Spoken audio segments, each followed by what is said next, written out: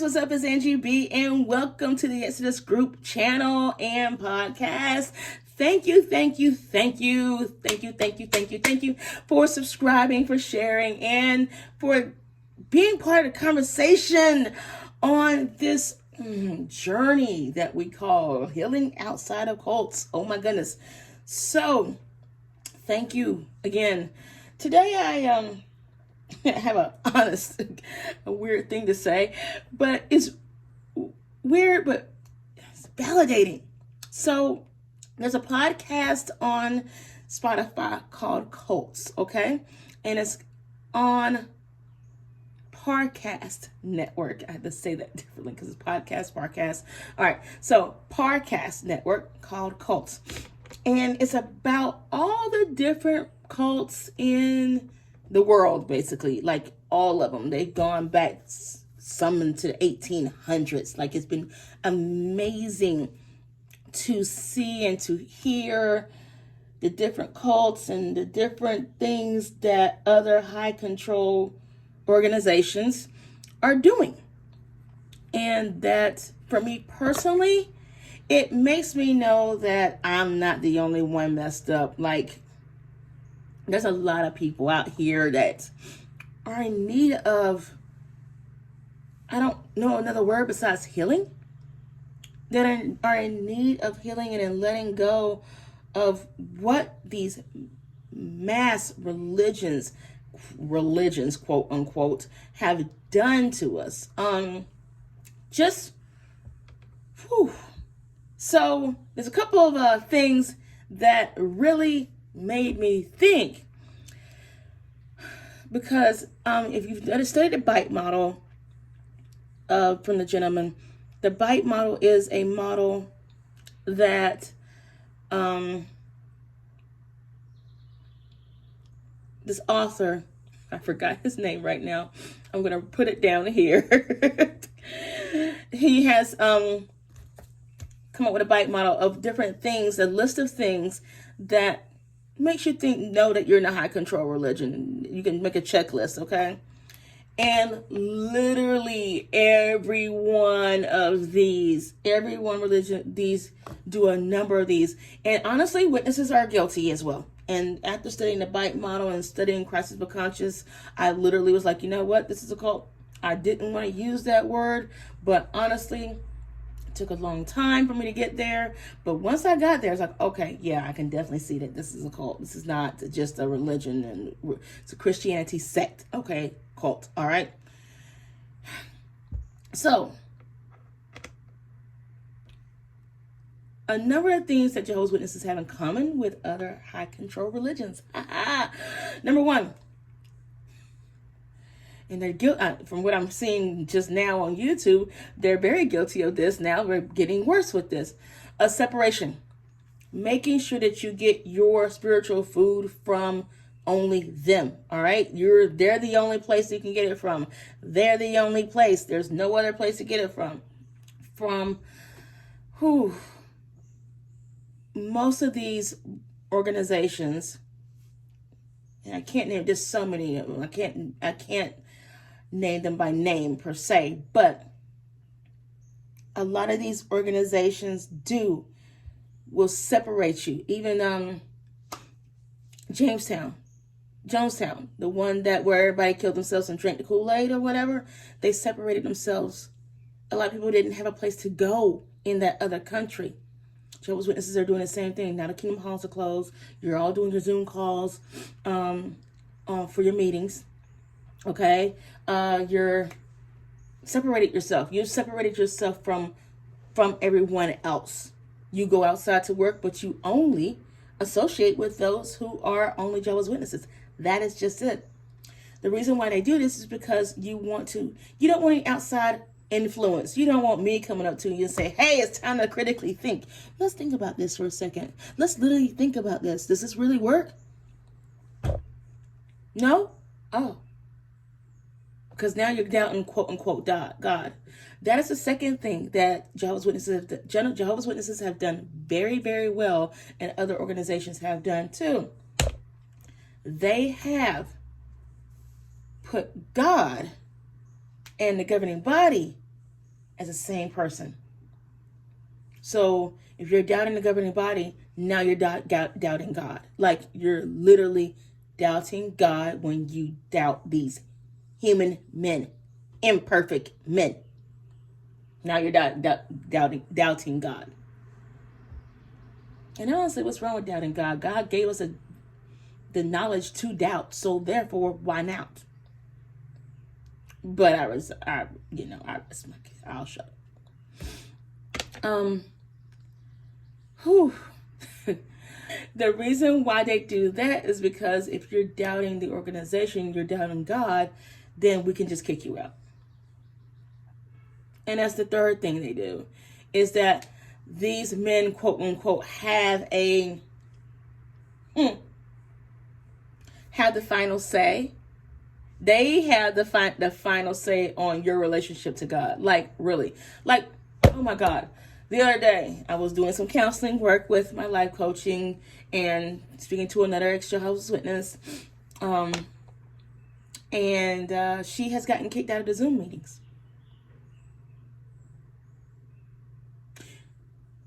She's gotten kicked out of the Zoom meetings. How can you get kicked out of church? Like, legit, kicked out of church.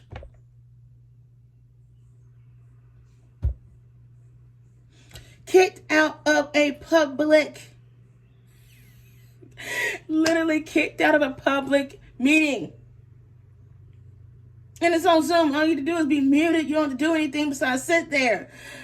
And probably just listen. How can you get kicked out of God? God made you. You're part of God. So therefore, how do you get...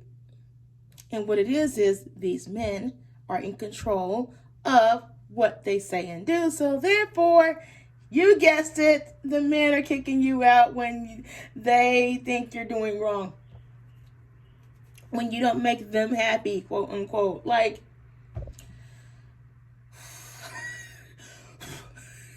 I don't. And I used to think that was normal. Like, I legit used to think that was normal. That this brother has my this man has my key to God. No, he does not. And a lot of other high control religions as well, they will tell the men who to marry. They will tell the men who they can have sex with. I see that as similar to the organization because when you're an elder's daughter like myself, there are certain brothers I could not date because he wasn't spiritual enough. What if I really liked him? Like, really, he wasn't. And wait, I'm sorry. Spirituality means that he holds the microphone and he gave the talk. What does that have to do with him paying bills, supporting the family? And I don't know, having an actual good marriage, holding the microphone and giving a good talk does not mean that he is a good husband. That does not mean he's a good husband at all.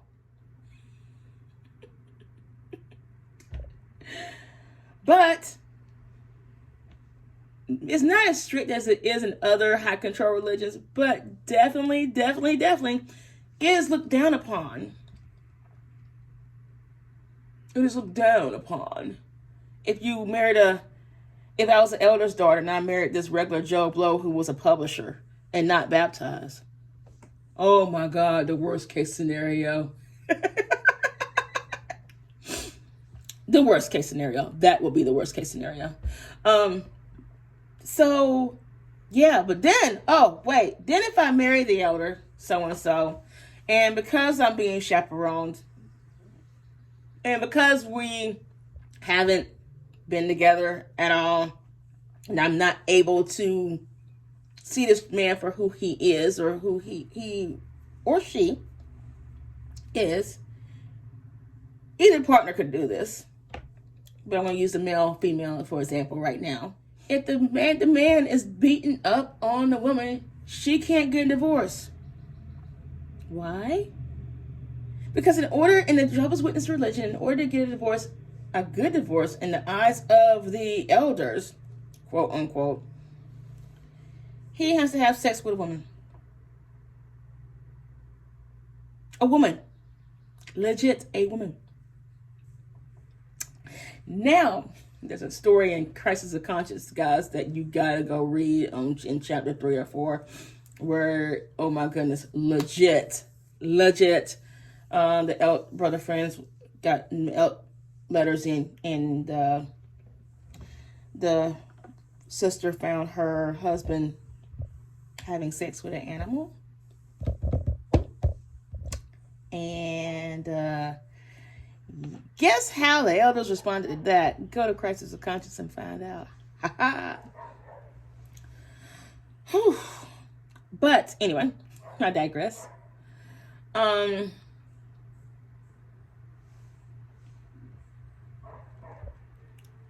then after that, even if you do get divorced, the husband has to agree to it. He has to agree to it.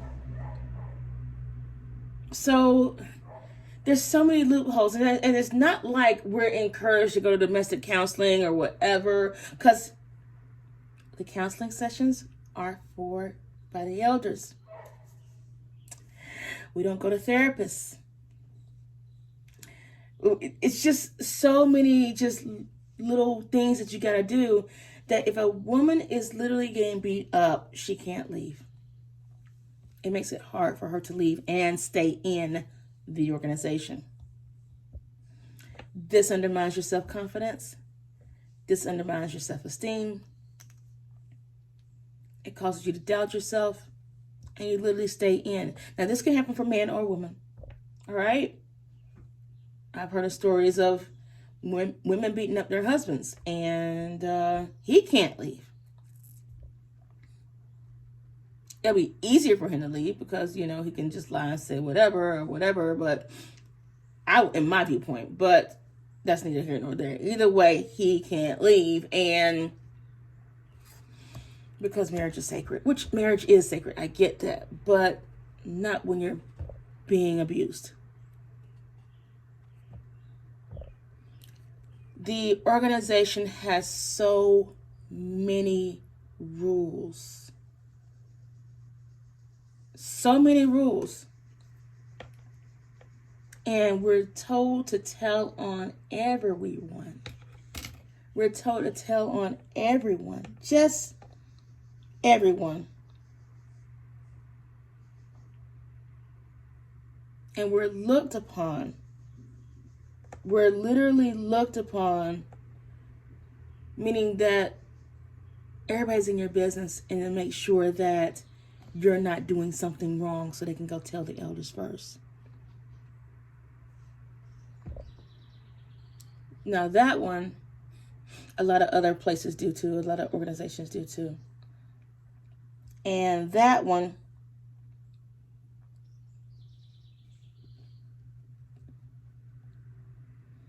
is the one that hurts the most, because you're not able to be yourself.